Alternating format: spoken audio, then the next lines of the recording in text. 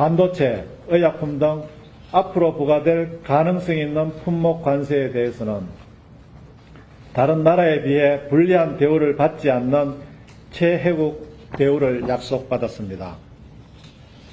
오늘 합의에 있어서 가장 주목할 부분은 1,500억 불 규모의 한미 조선 협력 패키지, 소위 마스가 Make America Shipbuilding Great Again 이라는 프로젝트입니다. 오늘 합의에 이르도록 가장 큰 기여를 한 부분이 마스가 프로젝트라고 생각합니다. 이 프로젝트는 미국 내 신규 조선소 건립, 조선 인력 양성, 조선 관련 공급망 재구축, 그리고 조선 관련 유지 보수 업무인 MRO 등을 포함하며 조선업 전반에 대해 우리 기업들의 수요에 기반해 사실상의 우리 사업으로 진행될 예정입니다. 세계 최고 수준의 선박 설계 건조 능력을 가진 우리 조선 기업들이 미국 조선업의 부흥을 도우면서 새로운 기회와 성장의 계기를 마련할 것으로 기대합니다. 오늘 회담에서 트럼프 대통령도 한국 조선업 능력을 높이 평가하면서 미국 내 선박 건조가 최대한 빨리 이루어질 수 있도록 사업을 추진해 줄 것을 요청하였습니다. 조선 분야 이외에도 반도체, 원자력, LNG 등을 포함한 에너지, 2차 전지, 바이오 의약품, 핵심 광물 등 경제안보 분야에서 한미 양국에 전략적으로 중요하게 추진될 필요가 있으며 우리 기업들이 경쟁력을 보유한 분야를 위한 대미 금융 패키지도 2천억 불 규모로 마련하기로 하였습니다. 트럼프 대통령이 트루스 소셜에서 밝힌 3,500억 불은 조선업 분야 1,500억 불과 핵심 광물 등 경제안보 분야 지원을 위한 2천억 불의 대미 금융 패키지를 합한 것을 의미합니다. 이 중 대미 금융 패키지는 일본이 미국과 합의한 5,500억 불 규모의 투자 펀드와 유사한 방식으로 이루어질 계획입니다. 우리와 일본의 경제 규모를 감안하여 일본에 비해 36% 수준의 규모로 합의했다는 측면에서 의미가 있다고 생각합니다. 작년 기준 한국과 일본의 대미 무역 흑자가 유사한 수준임을 감안할 때 우리 상황과 입장이 반영된 결과로 평가됩니다. 한편 LNG 등 미국 에너지 구매를 향후 4년간 1,000억 불 확대하는 합의도 포함되었습니다. 이는 우리에게 필요한 에너지 구매처를 미국으로 확대 전환하는 것으로 우리 경제에 추가적인 부담을 야기하지는 않을 것으로 판단됩니다. 그간 많은 국민들께서 우려하셨던 바와 같이 농축산물에 대한 미측의 비관세 장벽 축소 및 시장 개방 확대가 강하게 있었던 것은 사실입니다.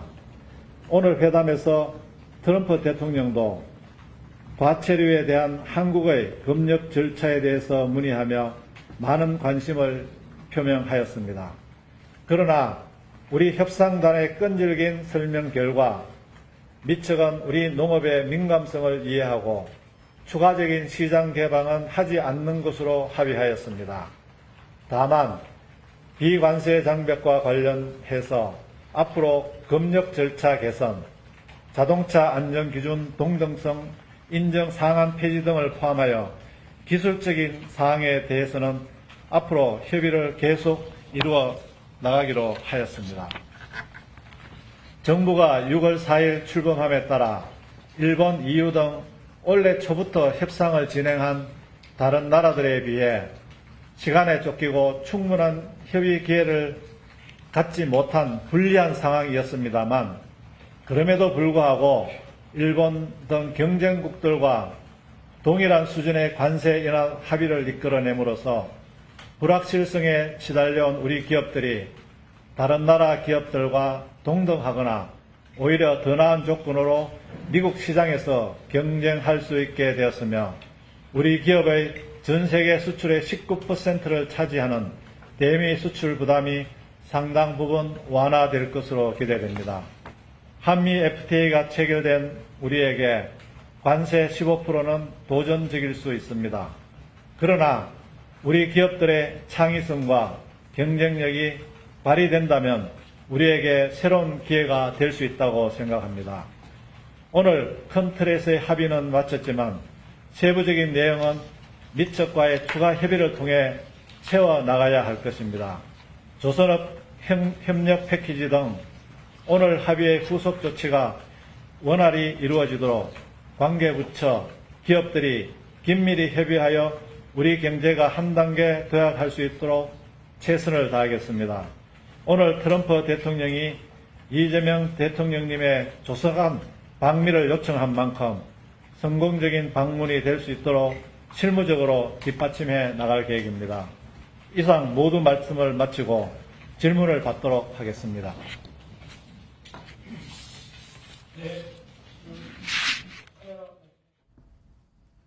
네, 시청자 여러분 안녕하십니까. 프레스룸 라이브입니다. 조금 전에 오늘 아침 한미 관세 협상이 타결이 됐습니다. 조금 전에 미국 현지 연결해서 기자회견 모습 전해드렸습니다. 생중계로 보셨는데요.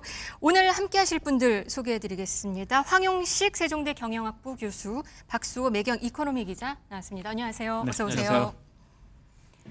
네, 오늘 아침 결국에는 한미 관세 협상이 아주 전격적으로 타결이 됐습니다.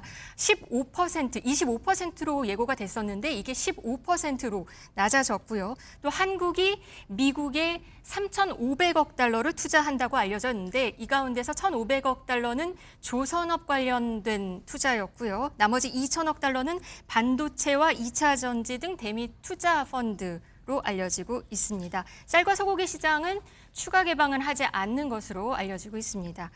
자, 박 기자, 일단 15%로 결정이 됐네요. 네, 되게 선방한 거다 이렇게 이야기를 하고 있는데 트럼프 대통령과 우리 협상단이 사실은 오후 4시 반, 현지 시간으로 오후 4시 반에 1시간 반 정도 이렇게 협상을 했는데 그러자마자 한 6시쯤 되니까 트루스에서 바로 트럼프 대통령이 올려버렸습니다. 네. 이 타결됐다고.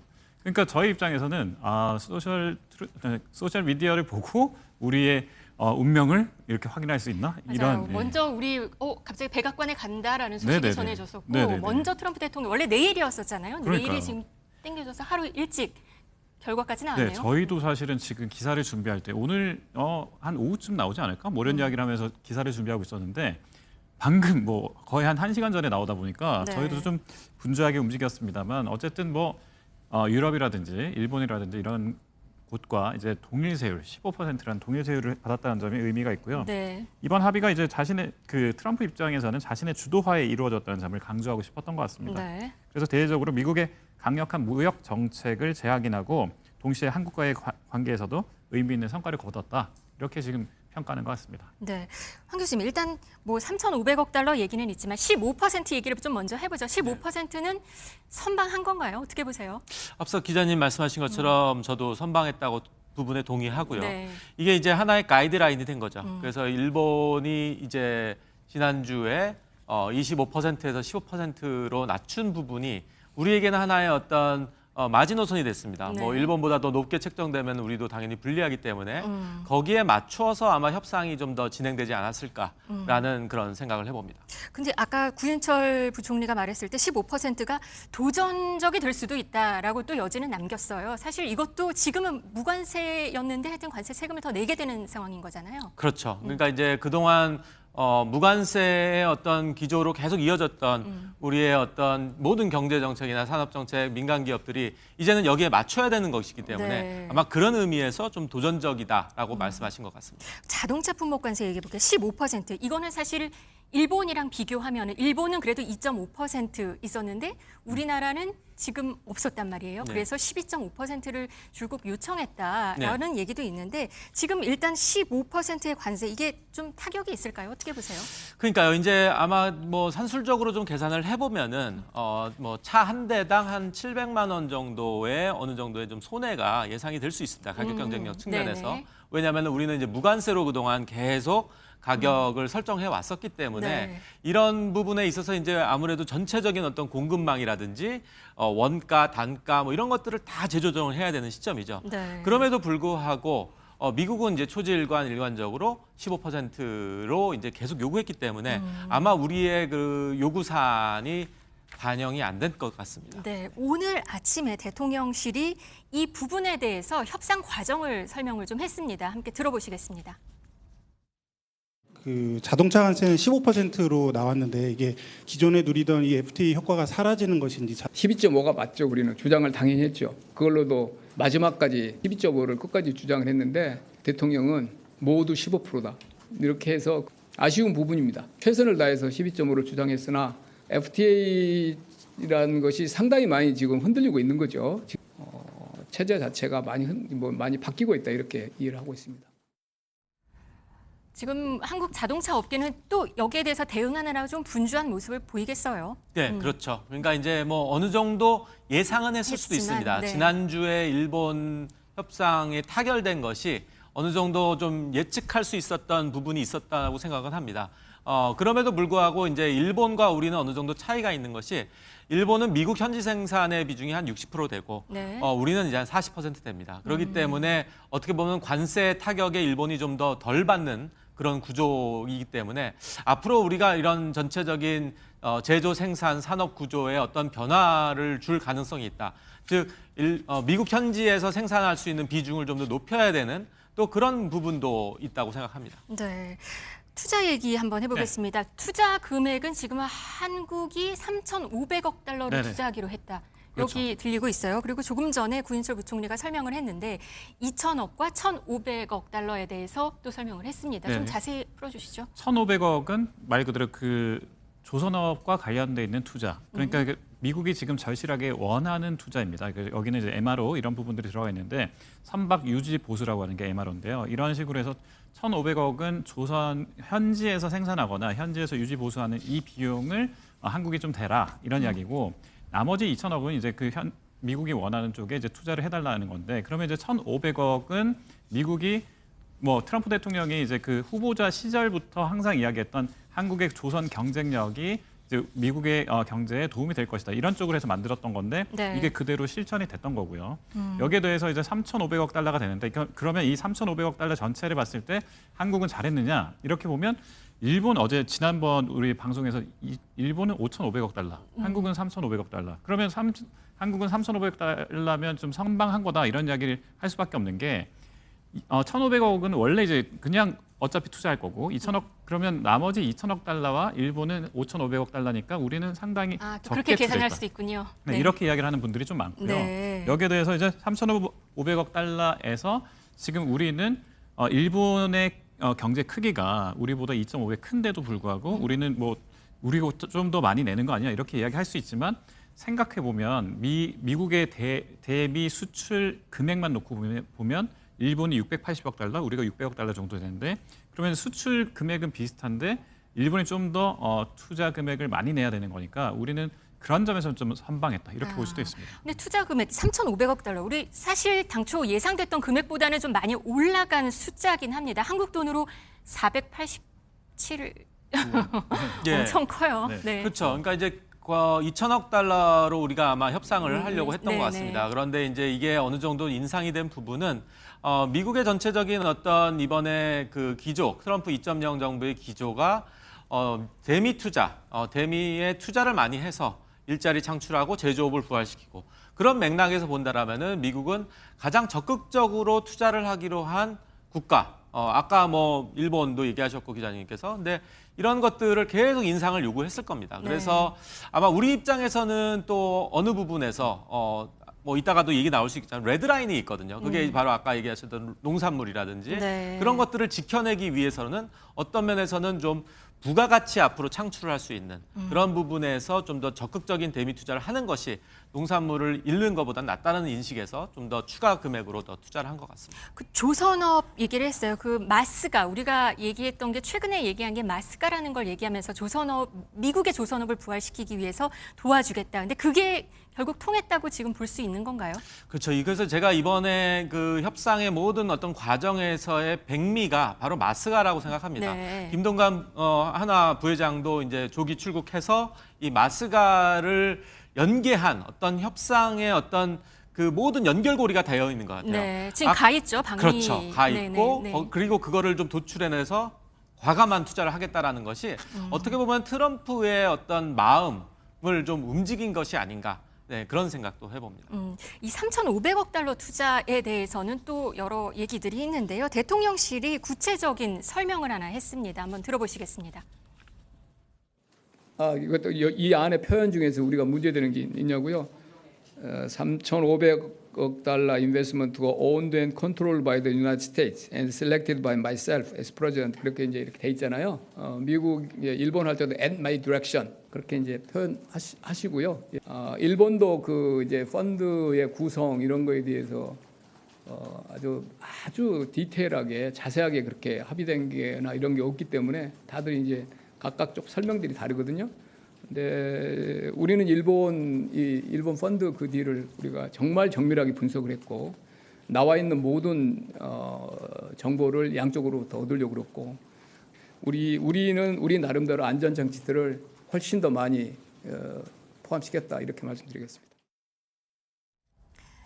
1,500억 달러에 대해서는 조선업 투자고 지금 말한 다른 또 분야에 대해서는 대미 금융 패키지에 있어서 이게 일본과 비교했을 때 뭐 자세한 건 얘기는 할 수 없지만 뭔가 이게 어떤 펀드에 대한 구조에 대한 얘기를 하는 것 같아요. 네. 그러니까 이제 지난주에 일본 협상 타결에서 이제 5,500억 달러라는 것이 이제 어떤 투자액이라고 하는데 이거를 이제 그 용어가 펀드라는 용어를 썼습니다. 네. 그렇기 때문에 어떤 금융적인 투자인 건가? 그래서 이것이 이제 좀 여러 가지 좀 복잡하거든요. 해석이 여러 가지 그쵸? 나올 수 있어요. 그래서 이것이 제가 보기에는 아직 지금 초기 단계인 만큼 이것의 어떤 금액적인 어떤 큰 틀에서 설정을 해놓고 그것이 이제 실제로 뭐 조선업이든 아니면 금융투자든 뭐 대출이든 여러 가지 측면으로 이게 접근될 수 있기 때문에 아마 지금 큰 틀을 잡고 그다음에 하나하나 좀 구체화될 수 있는 그런 어떤 여지를 남겨뒀다라고 생각합니다. 쌀과 소고기 시장 개방은 하지 않기로 했습니다. 추가 개방에 대해서 사실 오늘 아침에 트럼프 대통령이 SNS에 글을 올렸습니다. 거기에는 농업에 대해서도 오픈한다라는 내용이 있어서 이거 우리 다 또 열리는 거 아닌가라는 우려가 있었는데 대통령실에서도 그렇고 추가 발표를 통해서 방금 구윤철 부총리도 그렇고 여기에 대해서는 하지 않기로 했다고 네네. 발표를 했습니다. 이거는 이제 트럼프 대통령이 이제 자국민에 대해서 정치적 수사다 이렇게 이야기를 보통 이야기 많이 하고 네. 있고요. 우리 부총리도 직접 이야기했지만 이거는 정치적인 의미가 좀 담겨 있는 거지만 저희는 절대 농산물, 특히 이제 우리 쌀과 소고기에 대해서는 물러나지 않았다라고 공식적으로 이야기를 했고요. 여기에 더해서 이제 정밀 지도, 그러니까 구글이 계속 이야기하는 정밀 지도를 반출하는 부분에 대해서도 사실은 이 부분에 대해서도 저희는 응하지 않았다 이렇게 정확하게 표현을 했습니다. 네. 이건 이제 우리 한국 입장에서도 이제 농산물은 굉장히 민감한 역사적으로도 그렇고 저희가 예전에도 뭐 한미 FTA에서도 항상 들고 나왔던 항목 중에서도 이 부분은 빼달라 이렇게 했었는데 이번 협상에서도 이런 부분들은 잘 관찰됐다 이렇게 정부는 표현하고 있습니다. 네. 여기에 대해서 대통령실 브리핑에서도 좀 구체적으로 설명을 했거든요. 한번 들어보시겠습니다. 농축산물 쌀과 쇠고기는 일단 개방하지 않는 것으로 했잖아요. 미국의 그 요구가 되게 거셌던 것으로 알고 있는데 예, 당연히 고성이 오갔을 거고 우리 정부 내에서 협상 전략을 논의할 때도 부처 간에 고성이 오가고 뭐 그런 상황이었습니다. 뭐 예상하신 대로. 그렇지만 우리는 여러 번 말씀드린 대로 농축산물이 가진 정치적 민감성을 정부 전체로 물론 이제 개별 부처 입장은 다 다를 수 있지만 대통령께서 판단하실 때는 농축산물이 가진 정치적 민감성, 우리 어떤 역사적 배경 이런 점이 충분히 감안해서 추가 개방을 우리가 막는데 주안점을 두었습니다. 쇠고기랑 그건 아니라고 말씀하셨는데 뭐 정치 지도자의 이제 표현이시니까 그렇게 이해를 하고 있고요. 결국 중요한 것은 이제 각기 이 협상을 책임진 강요들과 우리가 나눈 대화인데 그 부분에 대해서 아까 제가 말씀드린 대로 농축산품 부분이 이런 데 대한 논의가 전혀 없고 합의된 거 없고요. 왜 그러면 이렇게 표현하셨을까라고 뭐 미국 쪽에서 한 거니까 대한민국이 우리나라 농업 프로덕트가 분야가 99.7%가 개방돼 있습니다. 다만 0.3% 한 10개 내외 종목만 이제 유보돼 있는 거고요. 쌀, 소고기 그 담당하는 USTR 쪽에서야 아주 그 분야에 대해서 아주 집요하게 이야기를 하지만 통상이나 다른 부처들은 또 상당히 많이 공감해 줬습니다. 그 특별한 문제되지 않은 딜을 우리가 할 수 있었고요. 네, 트럼프가 SNS에 올린 글은 정치 지도자의 표현이라고 말을 했고요. 또 농산물 추가 개방에 대해서는 전혀 논의된 바 없다. 대신에 우리나라 농협 분야가 99.7%나 이미 개방이 되어 있으니까 그 말 아니겠느냐 이렇게 설명을 했습니다. 어떻게 볼 수 있을까요? 그렇죠. 그러니까 정확하게 보신 것 같아요. 그러니까 전체적인 품목별로 이제 놓고 봐야 되기 때문에 어느 정도 우리가 이제 그만큼 개방이 되어 있지만 늘 우리가 어떤 이슈화되는 것이 이제 쌀과 그다음에 30연령 소고기잖아요. 그래서 네. 30개월 연령. 그래서 이 부분에 대해서가 이번에 미국이 엄청난 압박이 들어오지 않을까라는 이제 그런 견해들이 많았는데 다행히 이 부분은 넘겼습니다. 아마 트럼프의 아까 말씀하신 어떤 수사나 레토릭 같은 측면에서 본다면은 전체적으로 그냥 얘기했지만 실제로는 구체적으로 들어갔을 때 이 부분은 우리가 막아냈다. 그것이 아까 초반에 얘기하셨던 것처럼 선방했다라는 부분이 일본은 쌀을 개방을 했거든요. 네. 그렇기 때문에 우리는 이걸 막았다는 데에서는 큰 의미가 있다라고 생각합니다. 지금 들어오는 그림은 주한 미국 대사관 앞 지금 현장 그림입니다. 지금 농민과 시민단체들이 여기에 대해서 기자회견을 한다고도 얘기가 나왔었고요. 뭔가 이미 예정이 돼 있었어요. 근데 지금 오늘 이렇게 발표된 거에 대해서는 아직까지 내용이 지금 전해지고 있지는 않는데요. 일단 우리가 이걸 개방했을 때에 대한 후폭풍이 엄청 컸었잖아요. 그렇습니다. 네, 그래서 이제 일단 미국산 소고기 일부는 지금 일단 들어오고 있으니까 이 부분에 대해서도 그때 당시에는 굉장히 논란이 많았었지 않습니까? 그래서 네. 이제 30개월 연령으로 이렇게 줄여놨는데 이 부분은 앞으로도 우리 정치적으로 정치적으로 봐도 이 부분은 계속해서 좀 막아야 된다라고 하는 역대 어느 정부, 여당이든 야당이든 어느 정부에서도 그렇게 원하기 때문에 이런 부분들은 철저하게 계속해서 대비책을 마련하고 있는 걸로 알고 있습니다. 네, 지금 긴급 회견을 하고 있기는 하네요. 우리 정부가 아니라고 말은 하긴 했지만 아마 트럼프 대통령이 SNS에 이런 글을 올린 데에 대한 어떤 우려감 혹시나 모를 그런 게 작용된 게 아닌가 싶습니다. 오늘 나온 내용 중에 또 하나가 1,000억 달러 미국산 LNG를 구입하겠다. 아니면 다른 원유, 다른 에너지에 대해서 에너지 상품에 대해서 또 한국이 구입할 수 있다. 이런 얘기도 트럼프 대통령이 SNS에 올렸거든요. 이거는 어떻게 해석을 할 수 있을까요? 일단 아까 구윤철 부총리가 말한 거는 이미 우리가 하고 있는 걸 일부 조금 더 이쪽으로 확대한다 정도인데 그렇게 문제는 없는 건가요? 그러니까 이제 우리가 아무래도 이제 전력 생산량도 많고 그다음에 이제 신재생 에너지로 전환을 하는 과정에서 어떤 전력 공백 같은 것이 예상이 되거든요. 그때 대체될 수 있는 것이 이제 LNG입니다. 그래서 우리 입장에서는 미국에서 수입을 하든 또 어느 국가에서 수입하든 그것이 중요한 것이 아니라 어쨌든 이 부분은 우리가 어느 정도 협상 카드에서 양보할 수 있는 카드로 충분히 활용할 수 있는 것이었기 때문에 저는 이 부분에 대해서는 예상했던 부분이 아니었을까 그런 생각을 해봅니다. 그러니까 기존 중동산 일부를 좀 변경하는 어떤 그런 수순 이렇게 볼 수 있는 그렇죠. 건가요? 중동산에서의 어떤 미국산으로 변경하는 거. 물론 중동 쪽에서 공급처가 요즘 계속 다변화되고 있고 변화를 주고 있기 때문에 이런 부분은 충분히 우리가 수용할 수 있을 수 있다 생각합니다. 지금 재계 총수들 전부 다 미국가에 있어요. 정의선,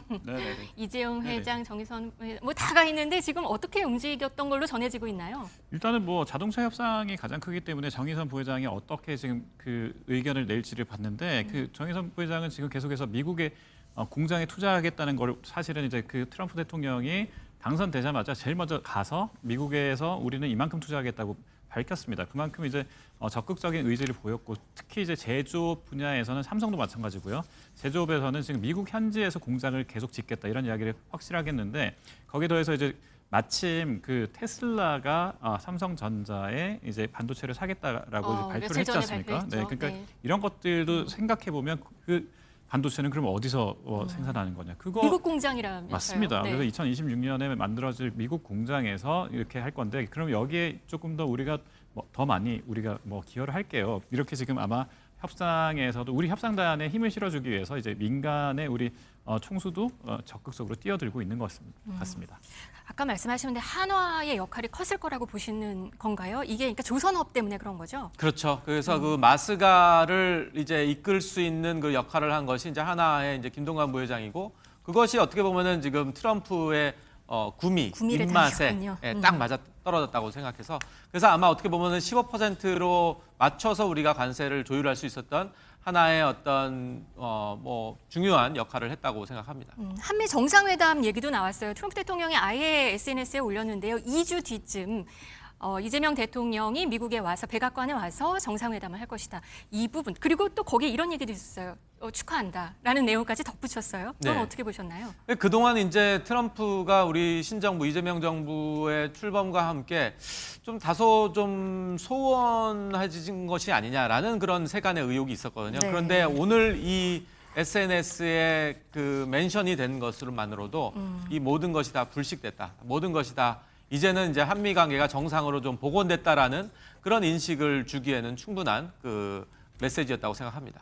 앞으로 일정은 어떻게 진행이 될까요? 그러면 이제 2주 수순함은? 후에 네. 만나서 이제 본격적으로 만나서 아마 제가 보기에는 이번에 그 협상한 것에 대한 어떤 상징적인 좀 세레머니가 있을 것 같고, 네. 그 다음에 거기에 맞춰서 지금 오늘 솔직히 막 나온 뉴스이기 때문에 다룰 부분들이 너무나도 많습니다. 아직 품목 관세 부분도 아직 확정된 것이 없고, 반도체 그렇죠. 말씀이신가요? 그래서 뭔가 좀 명확하게 해야 될 부분들이 있거든요. 그래서 이런 것들도 다 좀 세부적으로 조율해야 되기 때문에 오늘 아마 첫 술밥에 배부를 수가 없지 않습니까? 그래서 반도체는 어떻게 될까요? 지금 말 나온 게. 반도체가 이제 일본 같은 경우 이제 가장 수혜 최저로 맞출 것이다 해서 15%가 얘기가 나왔거든요. 근데 지금 전체적인 어떤 기조를 보면은 일본하고 우리가 좀 비슷하게 가고 있어요. 연동돼서 가고 있기 때문에 아무래도 이제 15% 선에서 맞춰지지 않을까라는 조심스러운 예측도 해봅니다.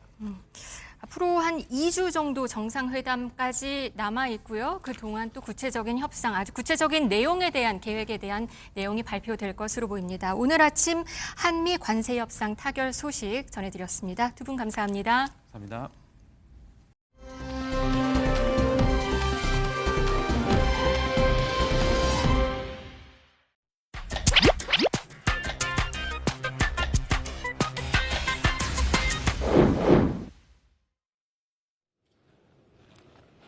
오늘은 국회 교육위 맡고 계신 정성국 국민의힘 의원 만나보겠습니다. 이곳은요, 국회 상임위 교육위원회 전체 회의실입니다. 논문 표절 논란 등으로 이미 지명이 철회된 이진숙 전 교육부 장관 후보자의 인사청문회가 열렸던 곳이죠. 교육위원이셨던 정성국 의원 만나보겠습니다. 네, 위원님 안녕하세요. 예, 안녕하세요. 반갑습니다. 예. 네, 이게 아침에 바쁜데 예. 시간 내주셔서 예. 너무 감사합니다. 아이고, 초대해 주셔서 너무 감사한데요. 네. 예. 앞서 말씀드리긴 했는데 예. 이 청문회장에서 정말 의원님의 활약 대단했잖아요. 그리고 또 전문분하셨던 이 교육의 정책들이 논의되는 이곳에서 제가 일부러 생방송 대담을 잡은 겁니다. 예. 의원님을 위해서. 자, 얘기 나눠본다면 의원님은 한국 교총 역사상요 최초로 초등 교사 출신으로 회장을 역임하셨습니다. 예. 그래서 문제를 더 크게 느끼셨을 것 같아요. 그래서 교사 출신으로서 또 교총 회장 출신으로서 교육부 장관은 이런 사람 해야 한다. 먼저 한 말씀 부탁드리겠습니다. 예, 오늘 다시 여기 앉으니까 그때 장면이 좀 생생합니다. 좀 빨리 말씀드리고 싶은 게 하나 있어요. 이진숙 후보자께서 물론 되지 못하셨지만 그분의 살아온 과정이나 업적, 또 성과, 성취 이런 부분에 대해서 저희들이 부정한 게 아니잖아요. 그래서 청문회에서 있었던 그런 어떤 저희들이 해야 될 역할을 하는 부분에서 이제 후보자가 이제 장관이 되지 못했는데 그런 부분에 대해서 저도 좀 아쉽게 생각하고 지금 제일 문제가 되는 게 사실은 이 유초중등 전문성이 사실 필요합니다. 그리고 너무 이 대학 교수 중심의 지금까지 교육부 장관이 대부분이었습니다. 거의 대부분이었기 때문에 실제로 중요한 교육부 장관은 유초중등을 잘 이해하는 분이 돼야 되잖아요. 그래서 저는 그 부분에 대해서 직접 거기서 교직 생활을 하지 못했다 하더라도 유수중등 현장에 있는 이야기를 많이 듣고 또 많이 접하고 또 거기다 연구도 하면서 일했던 그런 분들이 좀 장관 후보자가 되면 좋겠다 이런 바람이 있습니다. 야당 이제 청문위원이신데 예. 말씀을 잘 좀 새겨 들었으면 예, 좋겠습니다.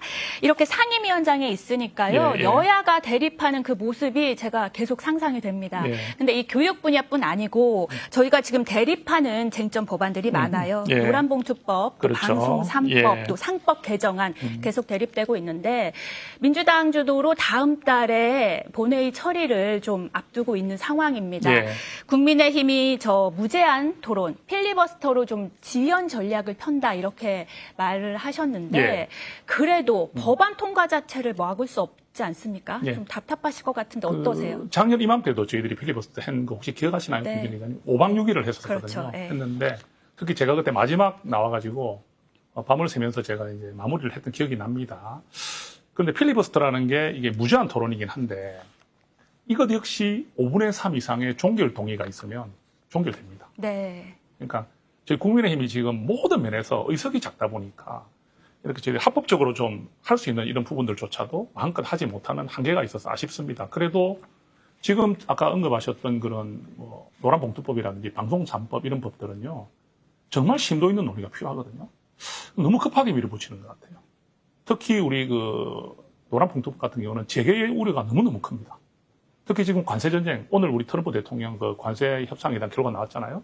관세전쟁부터 시작해서 기업을 옥죄다든지 기업에 대한 부담을 주는 것들을 지금 쉽게 해서는 안 되는 시기인데 왜 이렇게 8월 4일로 본회의를 잡아서 통과시키려고 하는지 그래서 저는 굉장히 우려가 많이 됩니다. 네. 그 답변 이어받아서요. 재개 우려가 큰데 예. 이제 무리하게 통과시키려고 하는데 이 상황에서 관세 협상이 타결됐습니다. 예, 예. 한미 관세 협상이 타결됐는데 뭐 간단한 내용은 그거예요. 상호 관세 15%, 맞아요. 그다음에 대미 투자 3,500억 달러 예, 예. 이렇게 해서 민주당에서는요. 곧바로 국익, 실용 그리고 동맹 모두 잡았다.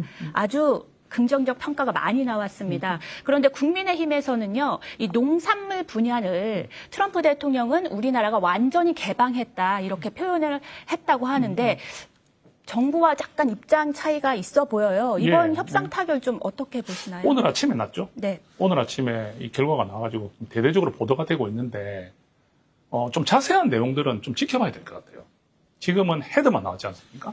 그 15%를 이제 우리가 뭐 해냈다 이런 이야기가 나오고 있고 그런데 지금 조금 엇갈리는 부분 아까 말씀하신 대로 우리가 발표한 내용과 트럼프 대통령의 말이 좀 다르죠. 농산물 분야죠. 이게 과연 어떻게 되는지를 좀 확인을 한 번 더 해야 될 것 같고요.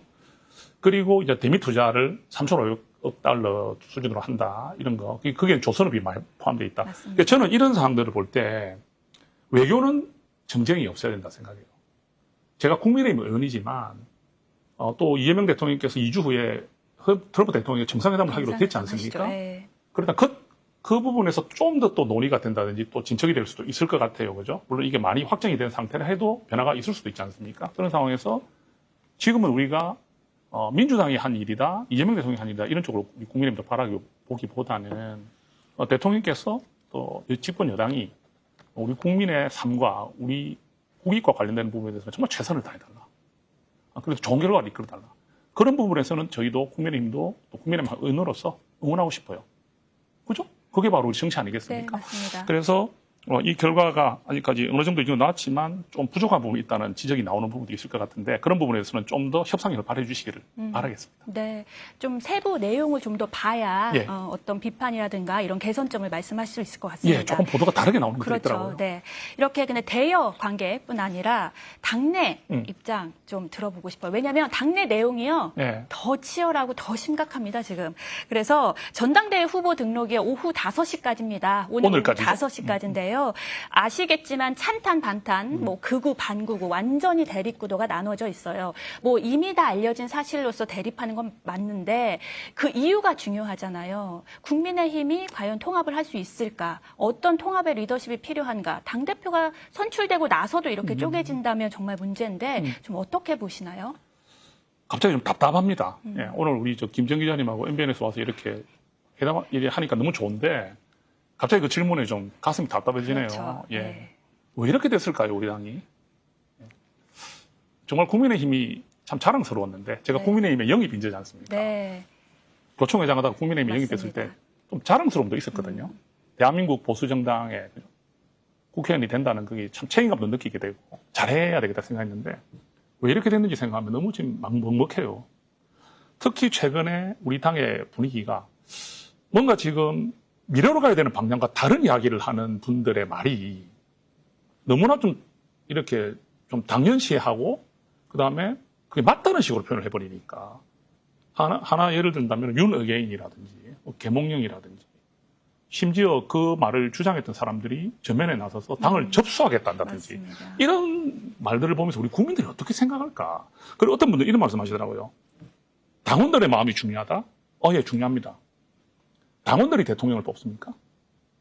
당원들이 국회의원을 뽑습니까? 국회의원 대통령 뽑는 분들은 누굽니까? 국민입니다. 국민이죠. 우리가 정치를 할 때 당원을 바라보는 부분도 일정 부분 있지만 더 크게 바라볼 때는 누구를 바라봐야 됩니까? 국민을 바라봐야 되죠. 국민이 무엇을 요구하고 있고 국민이 어떤 마음을 갖고 있는지를 헤아리는 것이 당대표죠. 그런데 그와 정반대 이야기를 하시는 분들이 저렇게 당당하고 하는 부분들이 저는 너무 좀 개탄스럽고 아쉽습니다. 네. 당내 걱정 이렇게 하셨잖아요. 근데 제가 더 우려스러운 건요. 그 최고위원 후보 등록 때문에 그렇습니다. 예. 최고위원 후보로 등록한 분들이 원내는 지금까지는 한 명도 안 계세요. 다 원외만 후보로 등록했는데 이렇게 당이 어려울 때 나서는 현역 의원이 한 명도 없다는 것. 물론 한동훈 전 대표도 원외셨고 예. 원외 최고위 있었습니다만 그때는 현역 의원들이 많았습니다. 예. 이 점 또 어떻게 보시나요? 의원님께서도 최고위원 이번에는 좀 도전 안 하셨는데 이런 분위기를 좀 어떻게 보시나요? 지금 현재까지 확인되는 바로는 우리 청년 최고위원으로 우재준 의원 유일하게 네. 그건 청년 최고위원이라는 청년 최고위원. 별도의 그 네. 선출 과정이죠. 그러면 우리 말씀하신 대로 현역 의원들이 거의 지금 안 나오고 있습니다. 그 이유를 좀 생각해 보면 지금 우리 당의 상황이 정말 좀 절망적인 상황인데 여기서 내가 최고위원으로 들어갔을 때 무슨 일을 할 수 있을까? 그리고 우리 당이 지금 많이 좀 굳어져가는 이런 좀 분위기에 있는 데서 당대표도 할 수 있는 역할이 한계가 있을 수도 있는데 최고위원으로서 무엇을 할 수 있을까? 그리고 내가 열심히 하고 노력하는 것보다 오히려 반대로 비판이나 책임을 많이 묻지 않을까? 거기에 대한 부담이 있지 않을까요? 네. 저는 뭐 개인적으로 저는 제가 스스로 지금 아직까지 그렇게 최고위원이나 이런 자리를 생각해 본 적이 없기 때문에 의정활동 열심히 하고 국회의원으로서의 또 많은 또 경험도 해야 되고 배워야 되기 때문에 그런 걸 생각해 본 적이 없지만 그런 자리에 가겠다는 분들은 사실 그런 지금 두려움이 있을 것 같아요. 그래서 아마 대부분 출마를 안 하는 쪽으로 마음을 가지지 않으셨겠나. 좀 이례적이죠, 사실 이런 현상이. 이례적입니다. 네. 원래 최고위원 경쟁도 되게 치열하고 그 자리도 굉장히 어려운 자리인데 그렇죠. 네, 좀 책임감이 뒤따르기 때문에 좀 많이 저하시는 것 같습니다, 다들. 예. 다음으로 넘어가 보면 친한동훈계 인사로 꼽히고 계시는 의원님이세요. 그래서 제가 질문을 안 드릴 수 없는데 예.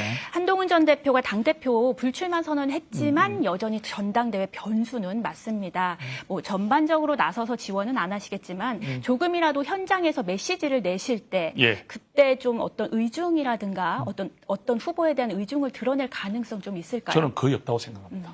예. 그 이유는 분명합니다. 그 한동훈 전 대표가 어느 후보에 대한 마음을 만약 주게 된다면은 그분을 통해서 본인의 영향력을 행사하고 뭔가 대리전 형태가 돼버리는 부분은 상당히 부담이 되잖아요. 그러면 비판이 분명히 나옵니다. 어떤 비판이 나오냐면 그럴 뺏어 나가지. 조금 당당하지 못한 모습으로 보일 수가 있잖아요. 예. 그래서 저는 한동훈 전 대표가 직접 개입은 하지 않으실 거고요. 우리 뭐 친한계 의원들도 비슷한 뭐 행동 그런 모습을 취할 가능성이 높습니다. 그리고 대표께서 지금 그렇지만 늘 대표가 어떤 말을 해왔고 어떤 방향과 소신을 가져왔다는 것은 국민들이 다 알거든요. 당원들도 더 잘 알고. 그러면 출마한 대표 후보자들 중에서 한동훈의 방향성과 좀 그래도 비슷한 후보들 중에서 고민하지 않을까요?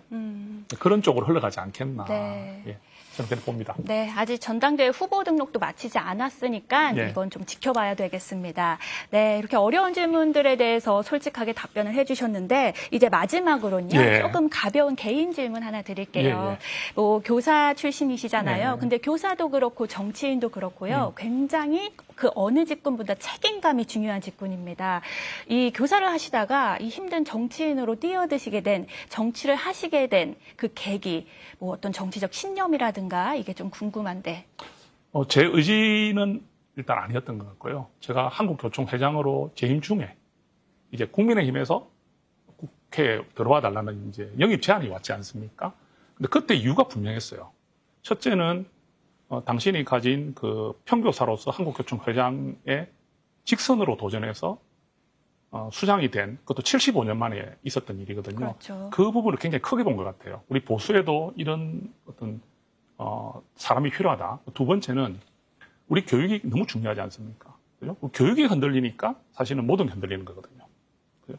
그래서 그 교육이 우리 자유민주주의의 가치, 우리 보수의 정신과 잘 이루어질 수 있도록 당신의 교육 전문가로서 우리 당의 좀 교육 전문가 지켜달라 이런 의미였거든요. 그래서 제가 그 제안을 받아들이게 되는 것이죠. 그래서 제가 국회에 이제 와서 이제 직접 이 교육위원회, 그러니까 지금 교육위원회가 됐습니다. 됐는데, 네. 사실 교육은 이번에 교육부 장관 보시다 왜 그렇게 좀 엄했을까요? 기준이. 교육부 장관이. 교육부 장관이니까요. 네. 교육부 장관이기 때문에 논문 문제도 더 크게 맞습니다. 느껴지고 자녀 유학 문제도 더 크게 와닿던 거거든요. 네. 그렇기 때문에 그만큼 우리 학부모님들의 학생 국민들은요, 교육자들에 대한 기준이 엄격해요. 그래서 저도 정치를 하면서 앞으로 이런 걸 지키고 싶습니다. 뭐 이념도 중요하고 또 정당의 가치도 중요하고 또 당리 당략 다 중요하지만 옳고 그름을 놓치지 않는 정치, 옳고 그름이 가장 위에 있는 정치, 그 바탕 위에서 우리 당의 입장도 나와야 되고, 그죠? 또 정쟁도 나와야 되고 다 나와야 되겠죠. 그것을 지켜나간다면 상식에 기반한 정치를 한다면 국민들께서 저희 당을 또 정성국이라는 의원을 지지해 주지 않을까. 저는 이렇게 기대를 해요. 앞으로 그런 정치를 하고 싶습니다. 네, 감사합니다.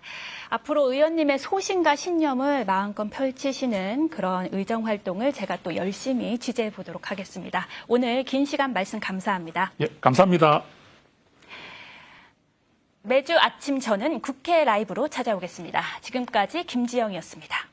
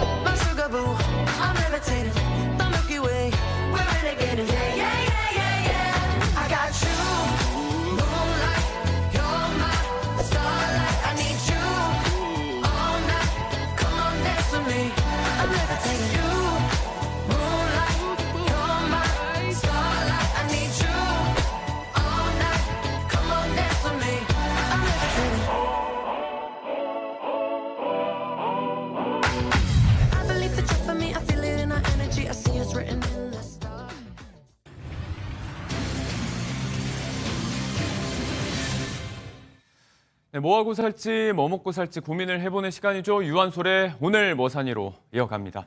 뭘 살지, 또 뭐 하고 살지 고민을 한번 해볼 텐데요. 자, 변함없이 일타수강생 박진 아나운서 제 옆자리에 자리했고요. 오늘 주제 어떤 건가요? 네, 오늘은요. 여러분들도 많이 들어보셨을 겁니다. 좋아하는 것을 광적으로 몰입하는 것, 덕질이라고 하죠. 예. 이 덕질의 경제학에 대해서 오늘 이야기를 나눠볼 텐데요. 차영주 ISS 경제연구소 소장님 함께하십니다. 안녕하세요. 안녕하십니까? 어서 오세요. 네, 차영주 소장님 모시고 덕질의 경제학에 대해서 얘기해 보겠습니다. 바로 시작해 보시죠.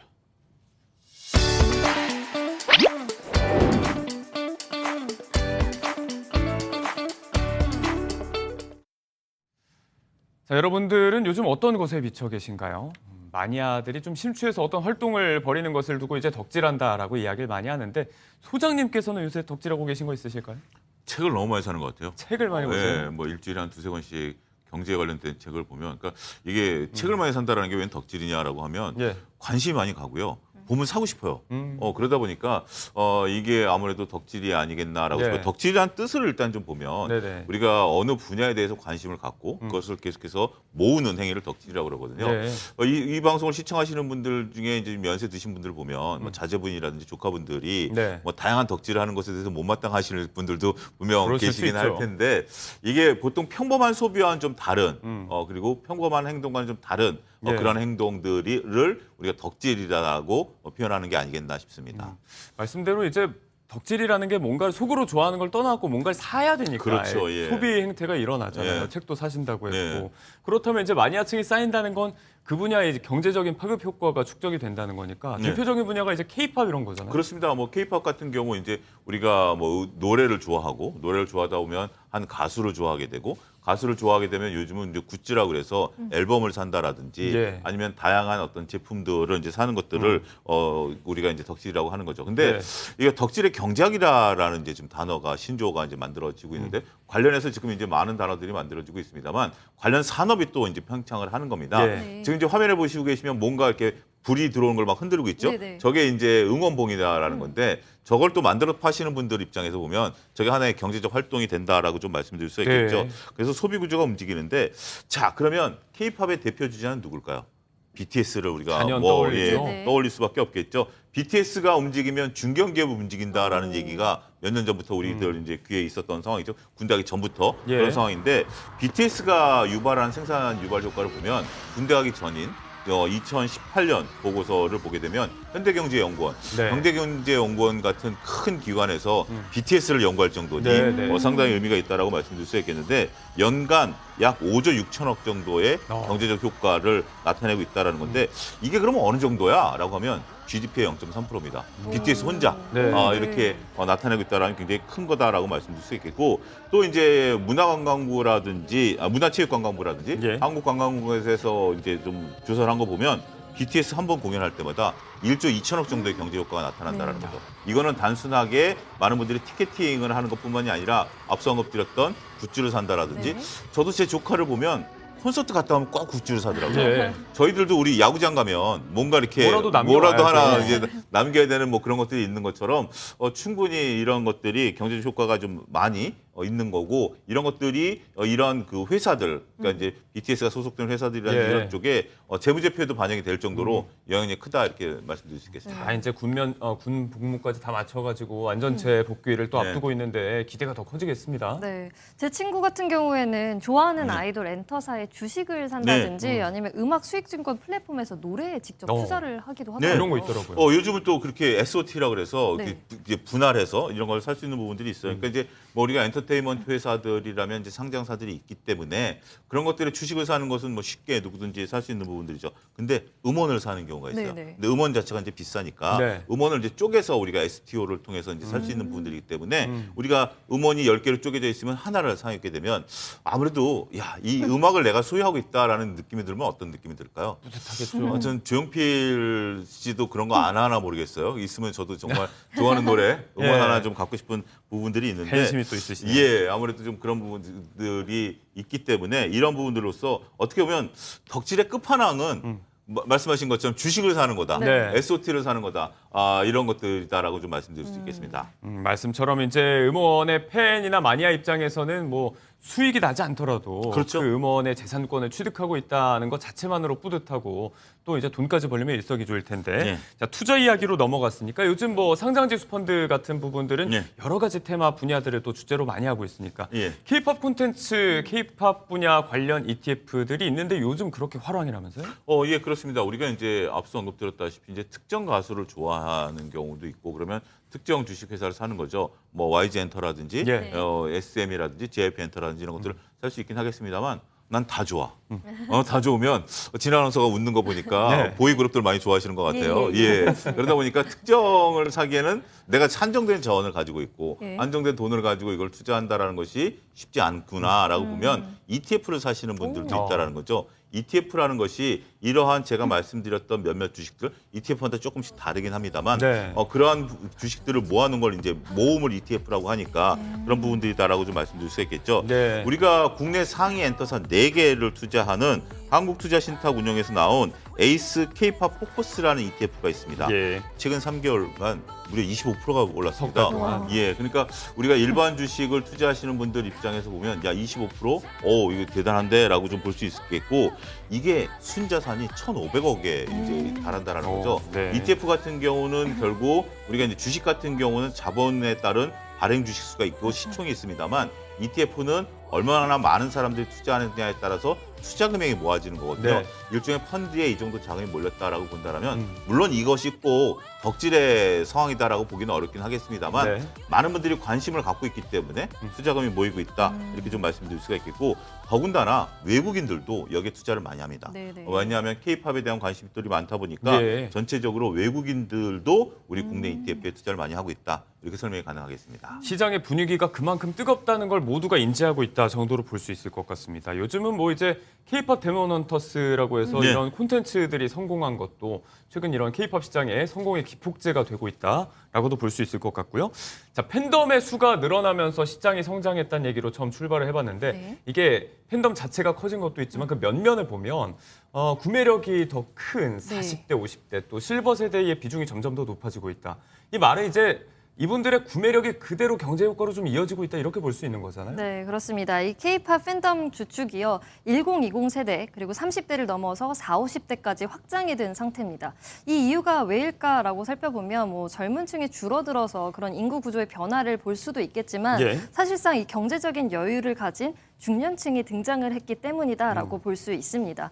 예전에는 우리가 용돈을 아껴가면서 앨범 한 장을 사는데 그쳤다면 이제는 아낌없는 지출을 할 수 있는 이 아티스트를 성장하는 데 실질적인 힘이 돼줄 수 있는 세대가 키워주는 등장했다라고 해도 과언이 아닐 것 같습니다.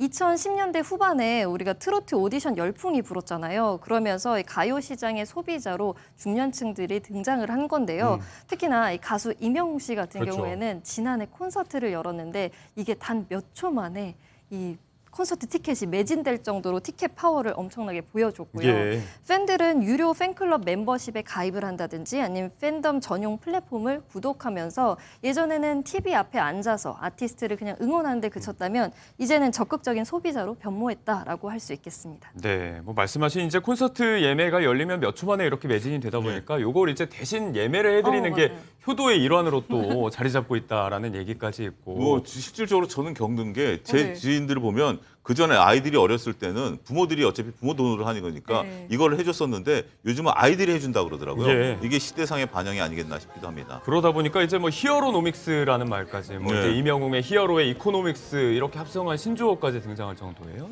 예, 그렇습니다. 우리가 이제 앞서 보통 우리가 뭐 덕질과 관련된 이런 부분들이었습니다만 이명웅 씨 같은 경우 이제 파급 효과가 어마어마하게 나타나는 거죠.